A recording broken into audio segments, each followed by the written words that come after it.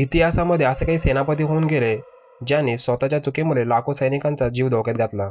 पण प्रश्न असा आहे, इतिहासातील सर्वात वाईट जनरल कोण होता? Number 5, George Armstrong castor. American सैन्याचा अधिकारी जॉर्ज आर्मस्ट्रॉंग कस्टर त्याने शत्रूची संख्या न तपासता थेट हल्ला केला. समोर हजारो नेटिव्ह सैनिक योद्धा होते. अतिविश्वासामुळे त्याच्यासह 200पेक्षा जास्त सैनिक काही मिनिटातच मारले गेले. Number 4, Luigi Cadorna. पहिल्या महायुद्धात इटलीचा सेनापती लुईजी कार्डोना त्याने सैनिकांना एकाच ठिकाणी पुन्हा पुन्हा हल्ला करण्याचा आदेश दिला. परिणाम असा झाला की हजारो सैनिक विनाकारण मारले गेले.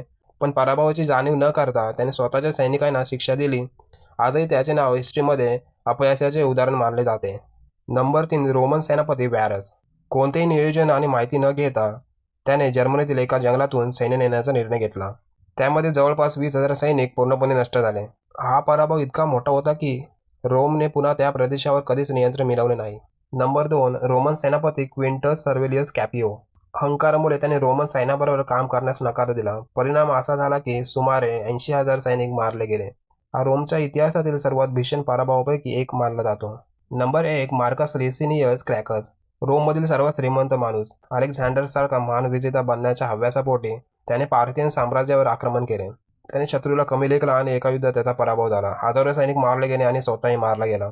इतिहासात आजही या युद्धाला लोभ आणि चुकीच्या नेतृत्वाचं मोठं उदाहरण मानलं जातं.